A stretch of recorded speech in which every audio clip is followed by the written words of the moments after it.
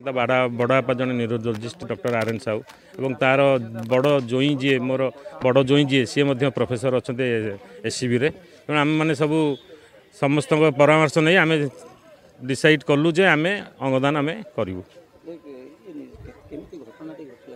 घटनाटी देखूँ सी आम BGM school